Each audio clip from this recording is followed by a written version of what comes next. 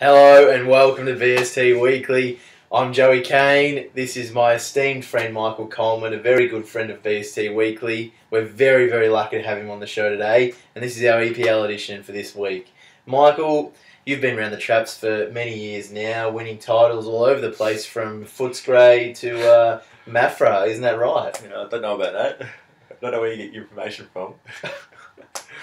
Well, you definitely made a grand final at least. No, we did. We did in Footscray. It was a highlight, yes. Definitely. Pity we couldn't go all the way. What do you share some of your thoughts on your one of the great seasons of futsal that you had? Look, I was injury plagued throughout the year, and but we still got there. Good team effort. What was your favourite moment? Favourite moment?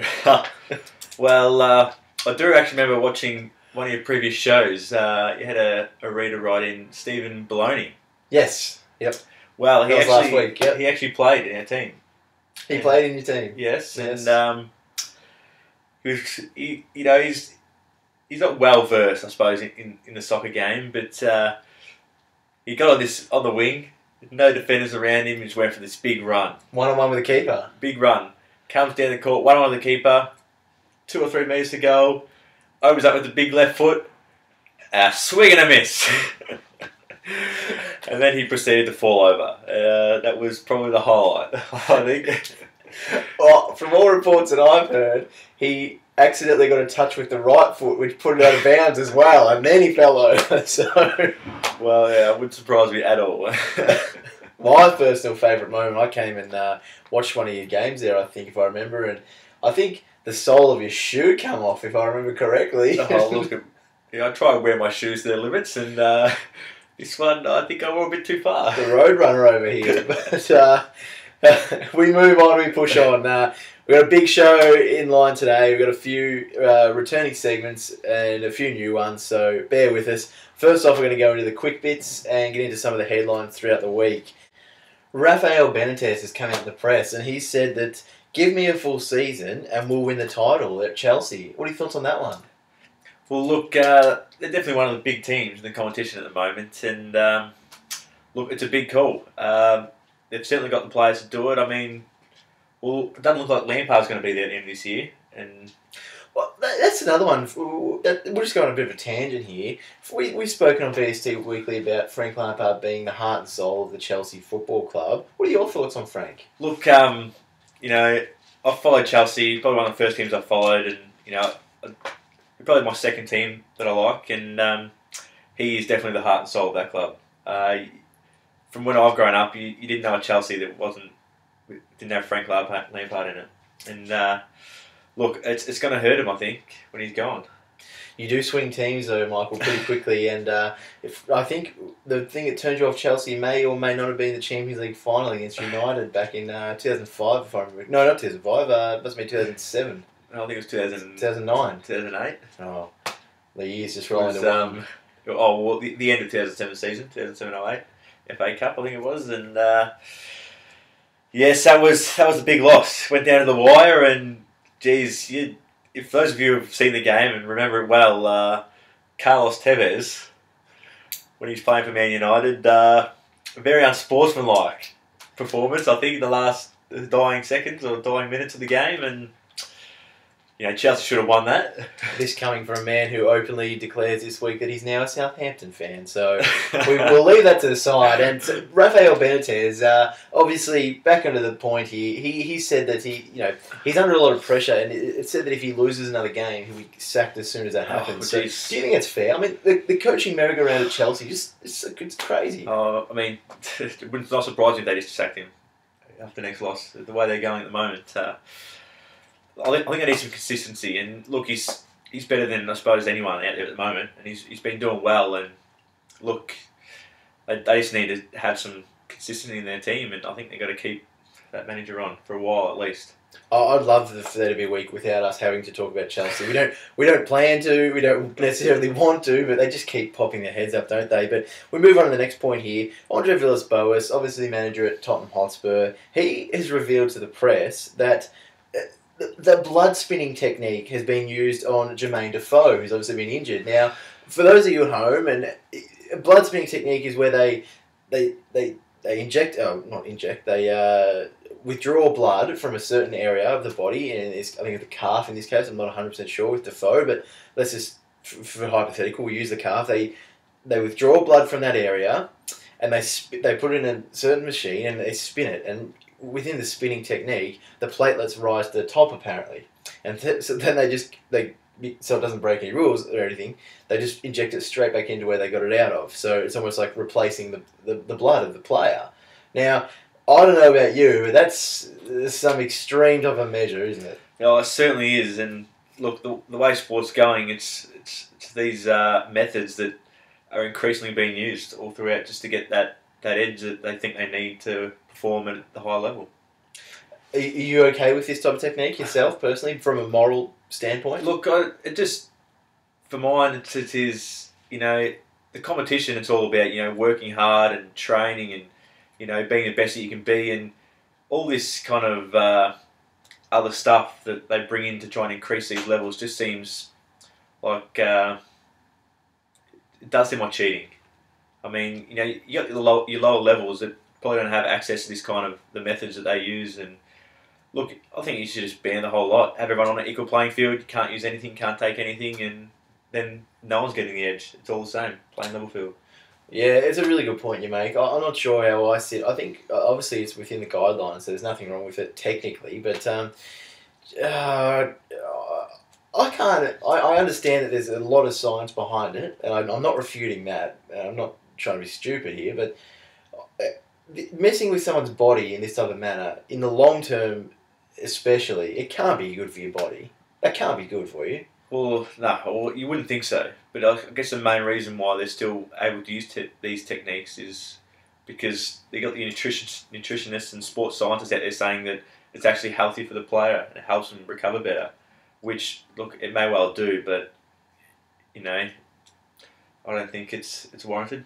No, neither do I. We push on. The last little quick one here before we move to our next segment. Jamie Carragher, Liverpool's stalwart in defence there, he said to stop the constant questioning by the media, he's come out and said that this is going to be his last season, and at the end of the year he'll be done. Yeah, look, I think it's probably, it's a good call. You always like to retire on top of your game, I suppose. And look, I think Steven Gerrard came out and said that he'd had a talk to him and didn't want him to retire, but for some players it's more of I'd like to go out on top rather than dwindle down and be create a big media circus and have this should he still be playing kind of mantra going on later on in his career. Well, he holds the games record at Liverpool now, I think, or very close to if he doesn't. And I know the Liverpool faithful down there treat him as a hero, as a god. So I think it's really nice for the fans as well to know that the end is coming, and they're just going to be able to savour every moment that he takes the pitch for Liverpool now until the end of the season. And speaking of his form, though, he's actually Martin Skirtle's out of favour with Brendan Rodgers, and Jamie Carragher's been starting the past few games for Liverpool, so he potentially retires right at the top of his game, as you said, playing out a full 90 minutes when he goes. So yeah, it looks fantastic, and like you said, the crowd that gets to come watch can savour those moments when he's still playing his best footy and remember that for years to come. So, like you probably still has a few years left in him, but I think it's a bold move and I reckon it's a good one. I'm with you on that one. Let's get down into, speaking of the results, let's get into some of those and have a look at what's happened over the weekend. Yeah, we'll look at the results of the weekend just gone, and we see the first game on Monday was Liverpool v West Brom. Yep, that's the most recent game, obviously, and Liverpool bossed that game completely. Really, I think they had 24 shots of 4 or something, and they had a penalty that was saved by Ben Foster with a great little save there. So Liverpool fans, count yourselves really, really hard done by. I'm sure that Liverpool fans would be smarting over this result. They would be unhappy. They'd be feeling aggrieved because they didn't deserve to lose. But good on you, West Brom. You're a great little side there, and you got some real firepower coming off the bench with Romelu Lukaku there. So very well done there to those guys. But work backwards here, obviously. Man United v Everton. Man U taking the chocolates quite easily over Everton there. Yeah, I think everyone probably expected that. Man U want to keep their lead on the table and take out the title this year. So I think it's just a well fought win, and obviously Robert van Persie back to his best. As per usual. And the big result for mine of the weekend, Aston Villa with a 2-1 home victory over West Ham. Yeah, look, you're a big fan of Aston Villa, and look, that is a great victory for them. They haven't had the best of years, and obviously down in that relegation zone, they need some wins to get out of there if they really do want to get out. It didn't come easy. I mean, that one goal from West Ham was an amazing own goal header by, I think it was could have been Ashley Westwood. I'm not 100% sure there, but we'll check about that later. But anyway, we push on. Southampton, Man City, another really massive result that we're going to touch on later, but you couldn't have picked that, could you? Nah, definitely not. The position Man City are in, they need to win every game from now on, and that is a big drop for them. Disgusting loss, really, if we're being honest. Chelsea, 4-1 over Wigan, a formality almost. Yeah, I think everyone expected that. Wigan aren't going the best at the moment, but Chelsea look like they're finally finding some form after they lost to Newcastle the other week. They really are. Norwich 0-0 with Fulham at Carrow Road. Your thoughts on that one? Yeah, I think it's just a good hard-fought team win, but good hard-fought draw between two teams at the same level. Good call. Stoke 2, Reading 1. Reading, they would have loved to have escaped with a point there, wouldn't they? Yeah, look, I definitely would have, and Stoke, to their credit, have held on, and look, what can you say? Sunderland 0-1 at Arsenal. I think that's a pretty routine win there for the Gunners. Obviously, Swansea and QPR there. An interesting result. Swansea have been really good, but QPR need to get those wins on the board, don't they? They just need points. We'll talk about it when we look at the table in a second. But Tottenham 2, Newcastle 1, and what a game that was. Yeah, I know Gareth Bale, some beautiful goals in that game, and Newcastle unlucky after their good win against Chelsea the other week, and they just couldn't finish it off this week against Tottenham. They couldn't, but we'll look at the top of the table now, and we'll see Newcastle in a moment. But Manchester United runaway leaders at the top of the table there, Michael. Yeah, look, I think everyone's expected it, and look, I think it's just confirmed it now. I think there's any chance that Man City can come back and challenge them. Will be one of the great choke jobs if United give up this lead, the 12-point lead at this time of the year to Man City. I think they're done. I think the top two set though, unless Chelsea can find that spark and maybe even overtake a City team with nothing left to play for almost.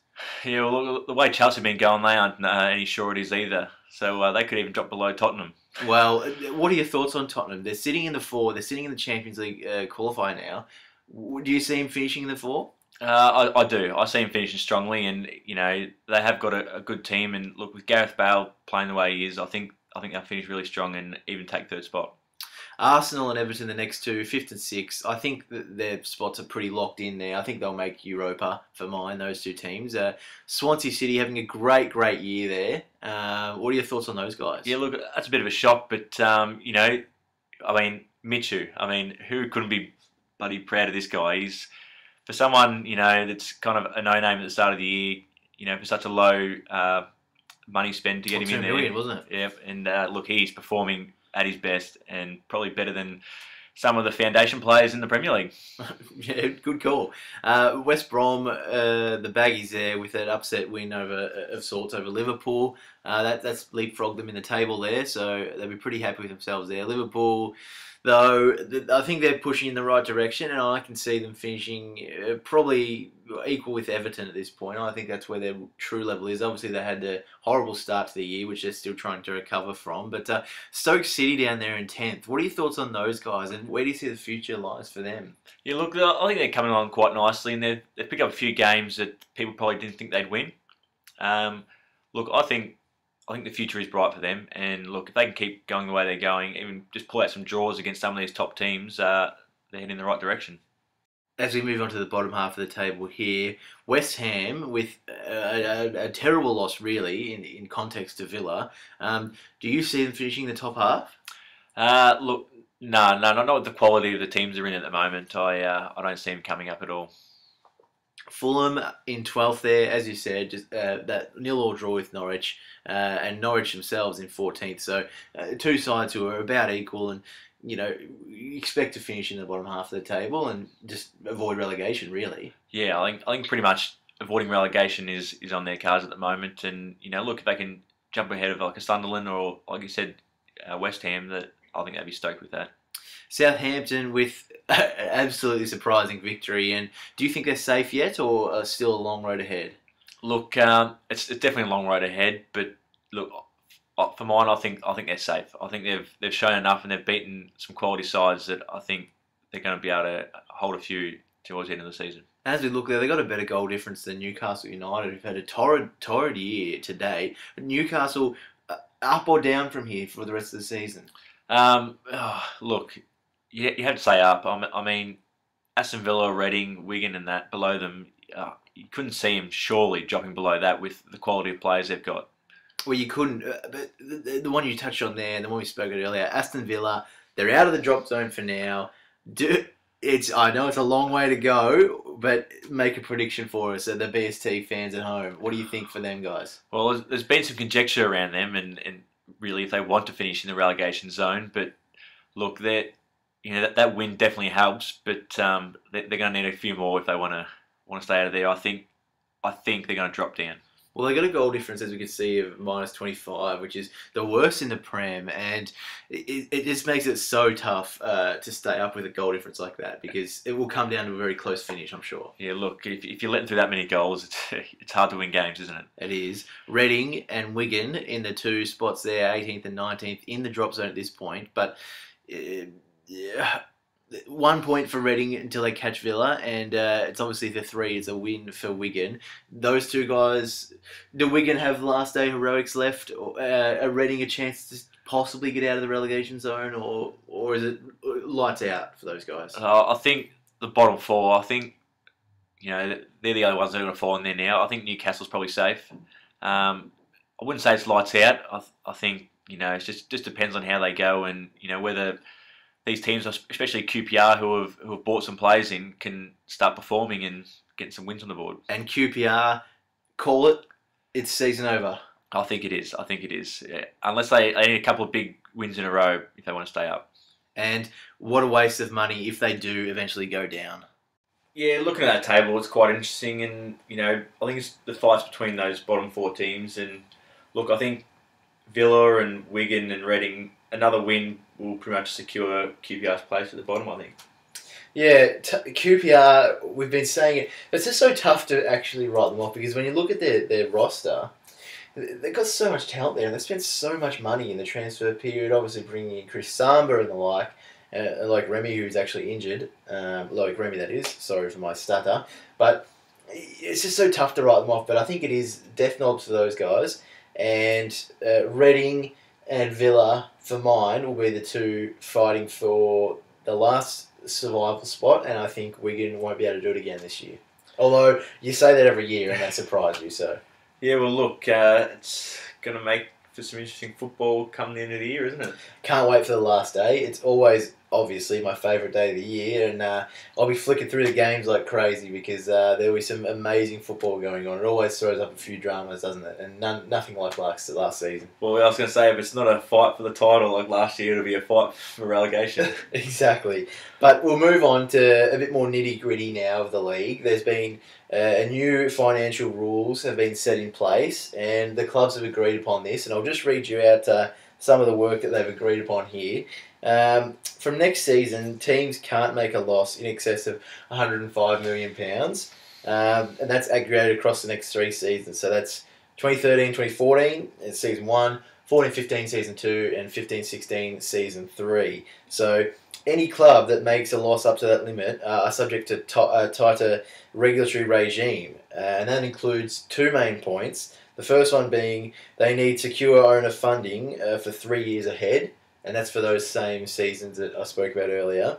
And the second one being they need increased future financial information over the next 3 seasons. So they're going to be basically put through the ringer, as well as having to secure owner funding as well. So that could make it tough for some clubs. Yeah, it certainly will. I don't quite get the idea. I suppose that they're bringing this in to stop your oil tycoons from coming in and just chucking a lot of money into clubs when they leave, they've pretty much got nothing to fend for themselves. Well, it also it's to stop teams like Portsmouth going down and that type of thing, and teams going in administration. But the other main point from the new financial rules is that Premier League clubs are restricted in terms of the amount of increased Premier League central funds that can be used to increase current player wage costs, and that's to the tune of in 2013-14 4 million, the next year, which is 14-15 8 million, and the 15-16 season 12 million.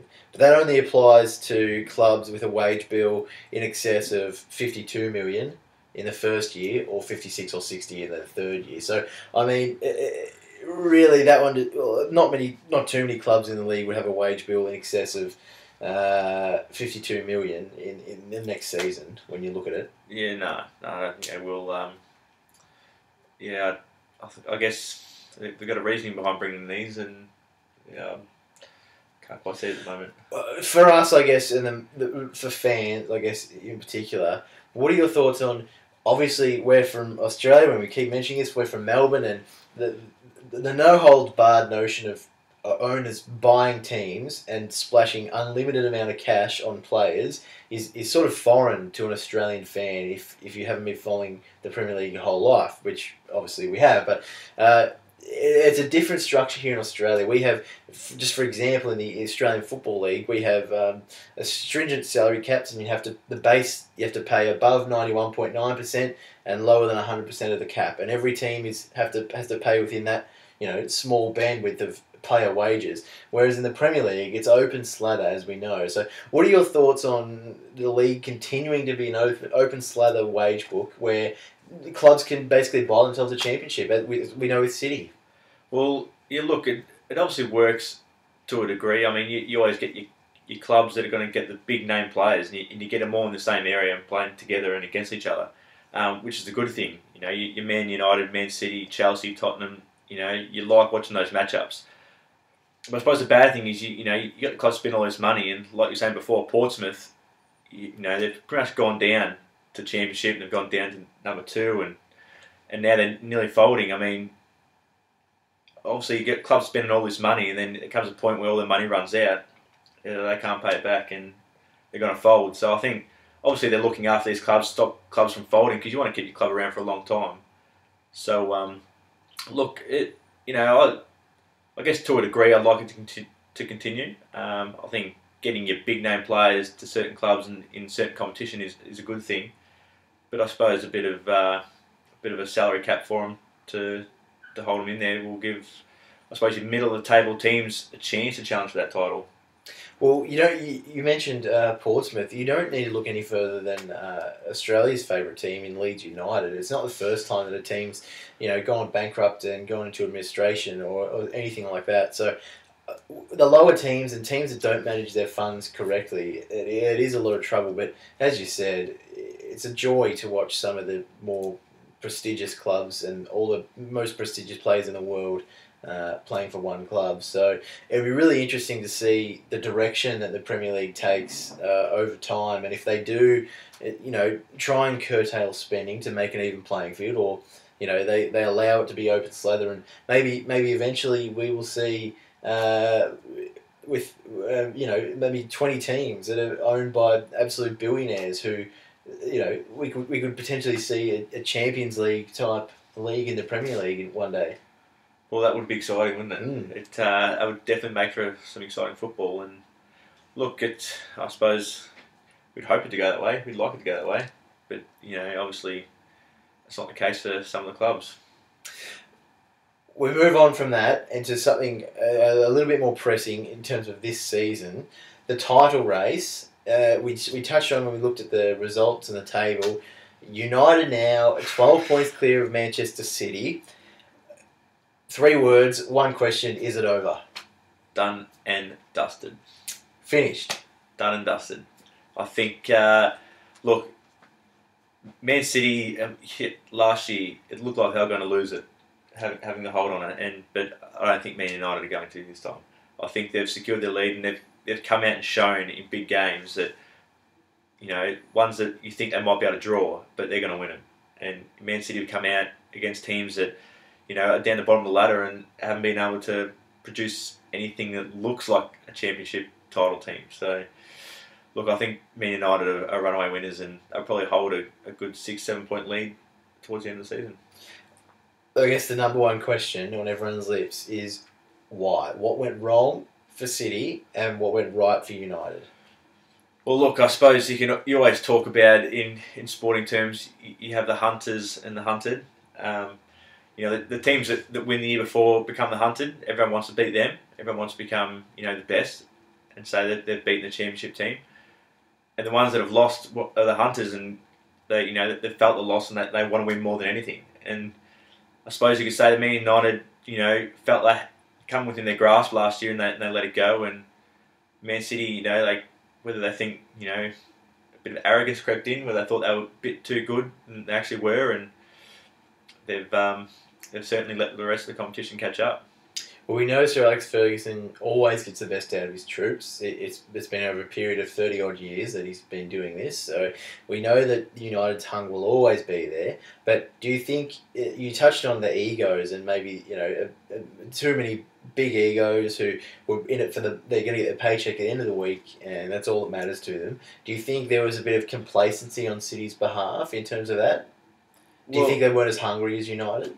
Well, look, City had their dramas last year. I mean, with Carlos Tevez, effectively getting the arse and not being in the starting team, and I mean, even with Balotelli this year, I mean, kind of outbursts like that from players just shows that they're probably thinking they're a bit better than what they are, and they need to be kept in check. And I suppose Man United, they've just always been the classy club, the professionals, and they always go about it the right way. And like you said, Sir Alex Ferguson is just epitomises that. He's a professional. Do you think they can win the treble this year with him at the helm again?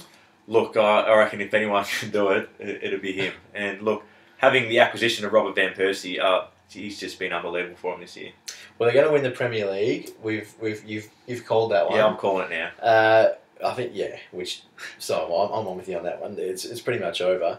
The FA Cup they're still in, and the Champions League, who knows with that? I think Bayern Munich's probably my tip for that one, but they can go close, can't they? The question though is obviously we're not going to know that yet. We'll wait and see, but it's been widely touted that they have probably their worst list in a number of 10 years. They're certainly the worst list that I can remember on paper. And they've come out and they can potentially win the treble. They're beating a City side with, probably the best side on paper in the world next to Barcelona. So, how have they done it? Yeah, well, it just comes back to determination, I suppose. And look, I mean, Chelsea last year, for example, won the Champions League, and they were by no means the better team. And most people thought they wouldn't even get there, let alone win. So, it's not all about having the best team on paper, it's about having the best team out in the park on the day. And Man United certainly gel well when they play together. There's no substitute for effort and class, is there, and drive. So The question, we'll go back to City. We just talked about Alex Ferguson, how he's been doing it for a number of years. Roberto Mancini hasn't been there for as long, and if he doesn't, which he's probably not going to, win the title this year, do you think it's curtains for him? Look, I think he probably proved enough last year to warrant another year at the helm.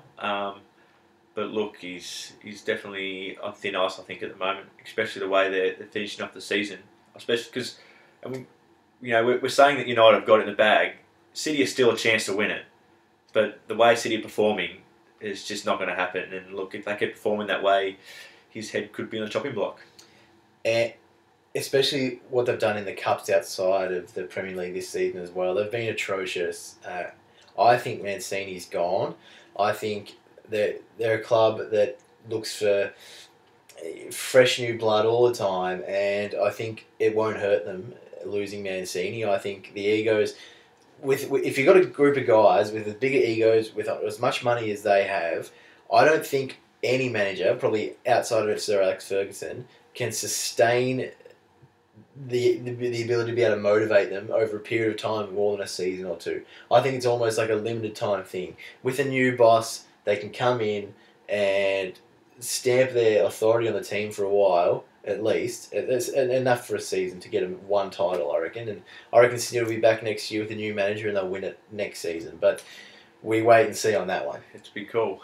It is a big call, but we have to wait and see. You're calling it, though. We just want it 100% for the fans, done and dusted, United for the title. You can put it out there, you can tell your friends, Man United have won the title this year.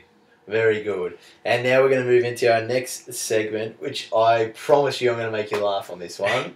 Lookalikes. All right, Michael. Some of these are going to knock your socks off. I'm sure of it. We're going to have the top 6. We'll count down 6 through to number 1, and at home, write in. Tell us which one you think's the best. And also, if you've got any other lookalikes or any other funnies at home, make sure you send it in to us at BST Weekly on Twitter or Facebook.com/BST Weekly. We'll have that up at the end of the show, but you know where to find us. Let's get straight into it. Number 6. We have a look here. Danny Welbeck and Gerald from Hey Arnold. What are your thoughts on that? Wow. They keep that hairstyle going, do they?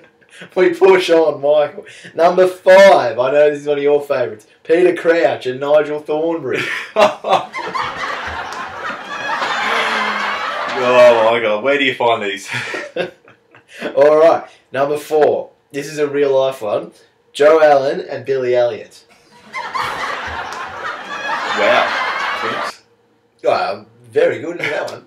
But now we're up to the prestigious top 3. Even better. At number 3, you wouldn't think I'd get any better than this, would you? Arsene Wenger and Spider-Man's Auntie May. Oh wow, the resemblance is uncanny. All right, number 2. This one's my favourite, guys. Brendan Rodgers and Mayor Quimby. Oh, it's just a perfect fit. They're exactly like mine. And this one, you will not believe me that they're not the same person. Number 1, Boca Juniors coach Carlos Bianchi and Larry David. Oh, you're kidding with that one, Joey. It's just the same person. There's Larry David in both of them. What are you talking about? I promise you they're different people. Carlos Bianchi and Larry David. I don't believe in that one. Carlos is the Boca Juniors coach. They are different people, I promise you. They look exactly the same. Exactly. They very It's similar. like they've cloned Larry David. Yeah, that's a fair call. That's a fair call.